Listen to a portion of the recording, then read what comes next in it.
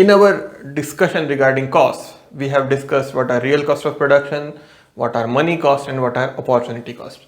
In that series, we will today discuss about the total costs.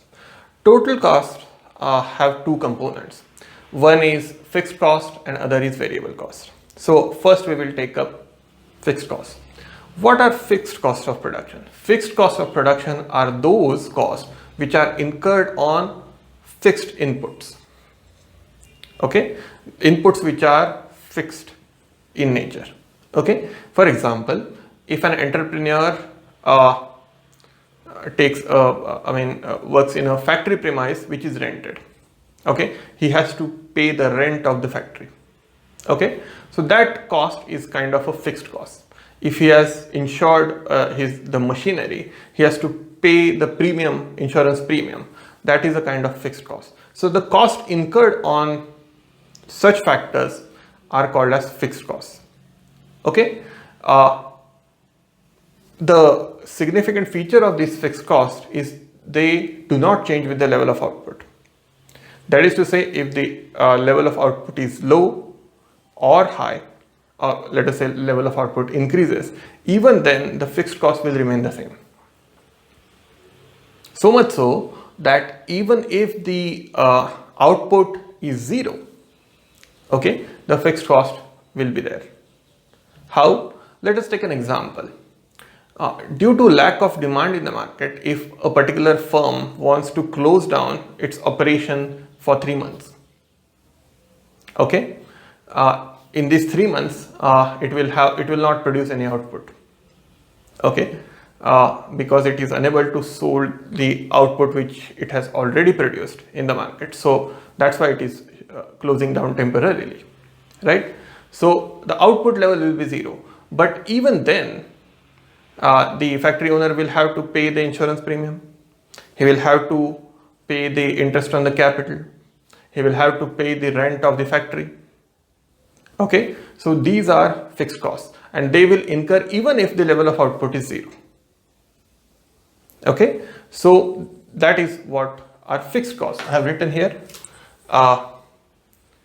fixed costs. So these are incurred as a result of use of fixed factor inputs.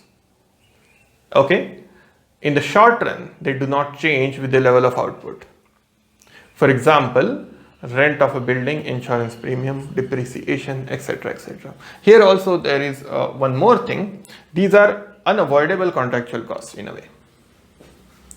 Okay. Further, the fixed costs which are actually explicit costs, that is, which are direct out-of-pocket expenditures for any business, are called as recurrent costs, and which are fixed costs that are implicit in nature are called as allocable costs. For example, I have given 3 examples here: rent of a building, insurance premium, depreciation. Okay, amongst these, the rent of the building and insurance premium are recurrent costs because they are direct out-of-pocket expenditures. You can call this as explicit cost also.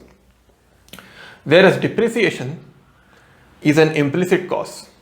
Okay, so therefore this is an allocable fixed cost, whereas the earlier two are recurrent fixed costs. So that is about fixed costs. Now, what are variable costs? Variable costs are the costs that are incurred on the variable inputs or inputs in a production process that could be changed during the production process. I just gave you the example of a firm where it is unable to sell its output in the market due to lack of demand in the market, okay, temporarily, and it decides to close down temporarily, let us say for 3 months or 6 months. Okay, during this period it will not produce any output. If it is not producing any output, its variable cost will be zero. How? Because the output is zero. Okay, it need not pay wages to the workers. It can remove the temporarily hired workers. Okay, it can lay them off for 6 months. It will not use any electricity. Okay, it will not buy any raw material in the market. when it is not producing. Okay, so that is to say, when the output is zero, the variable cost becomes zero. The expenditure on these factors, which can be changed during the process of production in the short run. Okay, we are talking about the short run itself here. Okay, are called as variable costs. Right? For example, see, variable cost, these are incurred as a result of use of variable factor inputs. What do we mean by variable factor inputs? For example, raw material, workers which are hired temporarily, not permanent workers, temporary workers. Okay, fuel and power charges. Okay, so these are called as variable factor inputs. Why they are called variable factor inputs? As the output changes, they will change. Okay, or the combination also. I mean, the amount of that factor which is used, which is deployed, will change. Okay, so they change with the level of output. And cost incurred on these variable factors are called as variable costs. For example, I just told you that when output is zero, the variable cost is zero. But let us say when output is low, factory is in operation, there is no problem, but the output is low. When the output is low, the variable cost will be low. Okay, let us say when the factory is producing 10 units every day, it will use less raw materials, so the expenditure on the raw material will be less. Whereas when it produces 100 units every day, each day, the output is increasing, therefore the expenditure on the raw material is also increasing. Right? It will need more workers to work on the product, so the expenditure on the workers will also increase. So therefore, as output increases, the variable cost will increase. Okay, so that is what I mean by variable cost. These are avoidable contractual costs. Why avoidable? Because if the output is declining, its use in production process could be reduced. I mean, the use of the variable factors could be reduced. Accordingly, the variable cost will change. The difference between this, so these are the two types of costs. The fixed costs are also called as supplementary costs, where the variable costs are also called as prime cost of production. The distinction between the two is not so significant in the long run period. Okay, because in the long run all costs are fixed.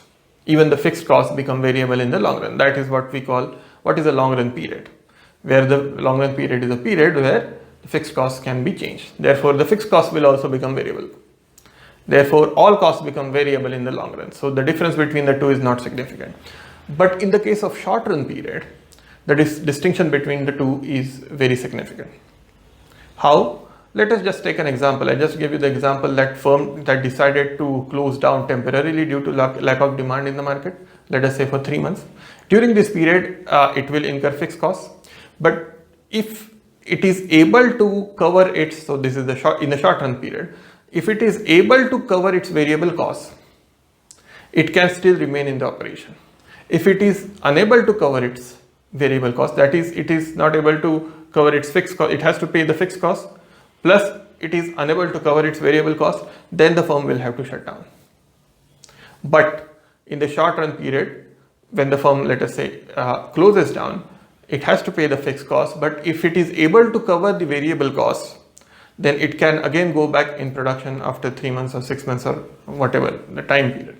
Okay, so that is why these two concepts and the distinction between them is significant in the short run. Not so much in the long run, because in the long run all the costs are variable.